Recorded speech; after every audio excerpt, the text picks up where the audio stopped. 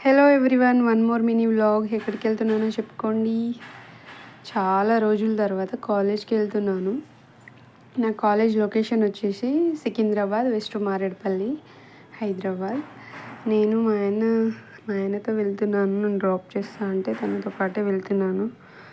వాళ్ళ office timing and నా college timing ఒకటే, అందుకే డ్రాప్ చేస్తా అన్నారని ఆయనతో పాటు వెళ్తున్నా. మా ఫ్రెండ్ కూడా వస్తుంది. ఆమె కరీంనగర్ నుంచి వస్తుంది. రీసెర్చ్ టాపిక్ కోసం మేము ఇద్దరం కాలేజ్కి అయితే వెళ్తున్నాము. ఫైనల్గా కాలేజ్ దగ్గరలో వచ్చేసాము.